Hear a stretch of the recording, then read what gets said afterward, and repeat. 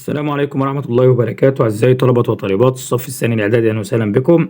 والنهاردة هنحل مع بعض امتحان محافظة البحيرة إدارة كفر الدوار التعليمية في كتاب المراجعة بتاع الأضواء صفحة 48. أولا لو أنت لسه جديد معانا أول مرة تشوفنا، يا ريت تشترك في القناة وتفعل زر الجرس على الكل ليصلك كل جديد. كمان ما تنساش تدعمنا باللايك وتشير الفيديو مع أصحابك لكي نستمر.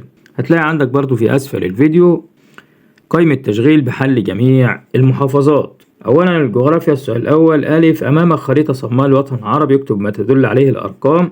واحد، البحر اللي في شمال الوطن العربي ده البحر المتوسط، يبقى البحر المتوسط. اتنين، جبال.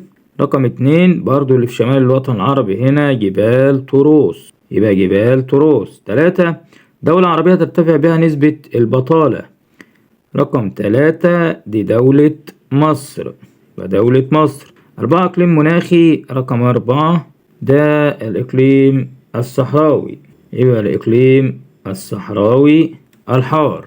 ب، صنف الجبال الآتية حسب تكوينها. الشام دي جبال انكسارية، عندي الجبال الانكسارية جبال الشام والبحر الأحمر. أما جبال عمان دي جبال التوائية، يبقى جبال عمان وزاجرس وكردستان وأطلس دي جبال التوائية. ج، ما نتيجة كل من: واحد، وقوع جنوب غرب شبه الجزيرة العربية ضمن الإقليم المداري أدى إلى سقوط الأمطار في جنوب غرب شبه الجزيرة العربية في فصل الصيف ونمو الغابات المدارية وحشائش السافانا، يبقى سقوط الأمطار صيفا ونمو الغابات المدارية وحشائش السافانا، يبقى أدى إلى سقوط الأمطار صيفا ونمو الغابات المدارية وحشائش السافانا. اتنين، الاهتمام بالمرأة في الوطن العربي أدى إلى ازدياد نسبة التحاق المرأة بالتعليم وازدياد نسبة مشاركة المرأة في سوق العمل، يبقى ازدياد نسبة التحاق المرأة بالتعليم والعمل. يبقى الاهتمام بالمرأة في الوطن العربي أدى إلى ازدياد نسبة التحاق المرأة بالتعليم والعمل.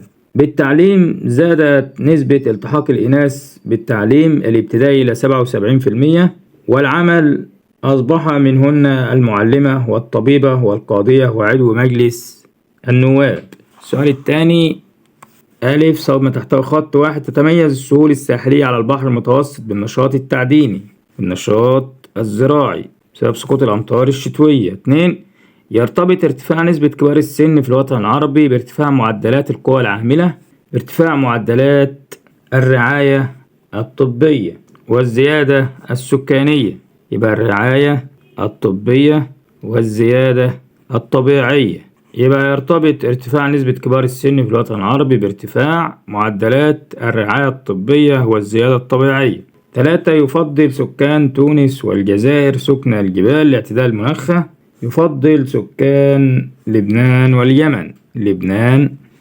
واليمن سكن الجبال لاعتدال المناخ. أربعة، يتنوع النبات الطبيعي في الوطن العربي حسب الارتفاع حسب المناخ، يبقى يتنوع النبات حسب تنوع المناخ.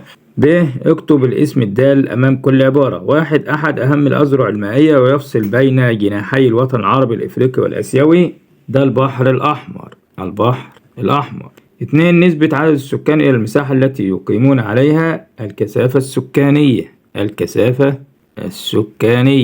يبقى الكثافة السكانية. تلاتة، عدد الأفراد في سن العمل والقادرين عليه سواء كانوا يعملون أو يبحثون عن عمل. قوة العمل. ج، ماذا يحدث إذا لم تمتد حدود الوطن العربي مع ظواهر طبيعية؟ لم يساعد ذلك على احتفاظ الوطن العربي بشخصيته المميزة بين الأمم، يبقى لم يساعد على احتفاظ الوطن العربي بشخصيته المميزة بين الأمم، يبقى لم يساعد على احتفاظ الوطن العربي بشخصيته المميزة بين الأمم.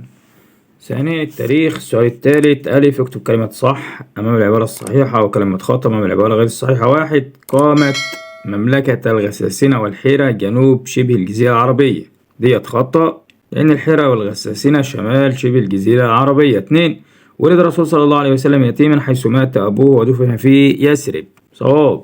ثلاثة، كان أشراف مكة يرسلون أبنائهم إلى البادية ليكتسبوا فصاحة اللسان وقوة البنيان، برضو صواب.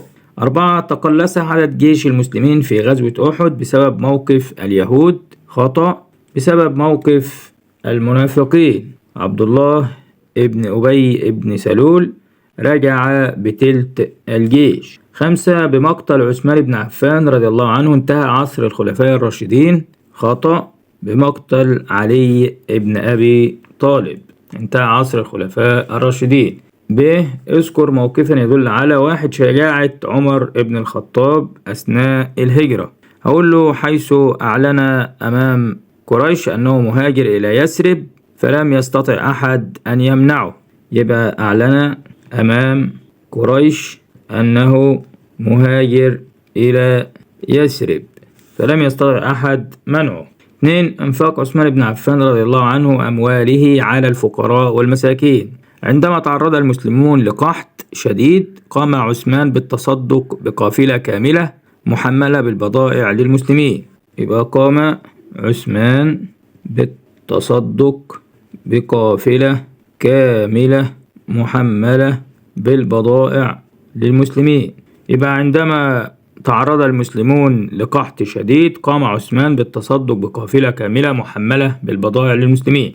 3. لم يكن علي بن أبي طالب رضي الله عنه طامعا في منصب الخلافة. هقول له حيث أسرع الناس إلى علي بن أبي طالب ليبايعوه بالخلافة ولكنه كان يرفض الخلافة ويقول لهم لا حاجة لي بأمركم.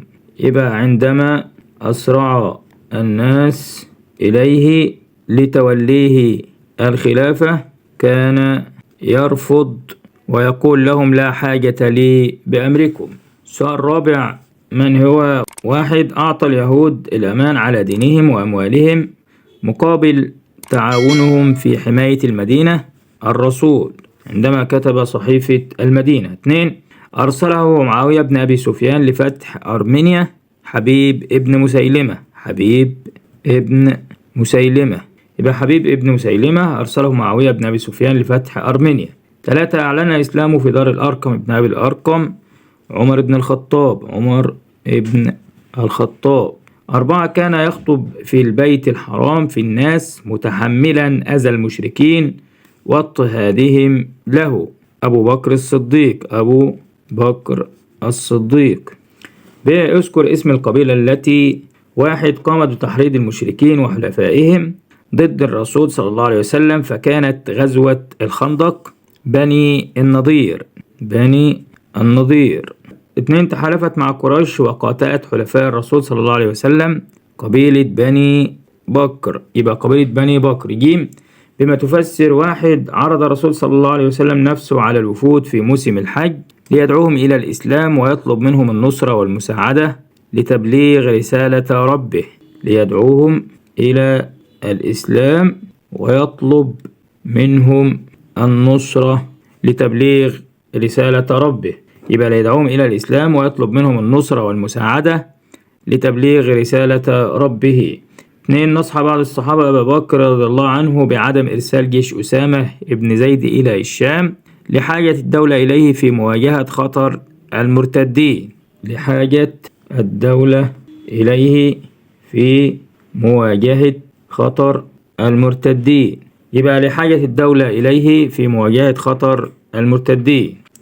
وبكده نكون وصلنا إلى نهاية حل امتحان محافظة البحيرة إدارة كفر الدوار التعليمية، وأشوفكم في فيديو جديد. كان معكم معلم خبير في مادة الدراسات الاجتماعية مستر أحمد زغلول، والسلام عليكم ورحمة الله وبركاته.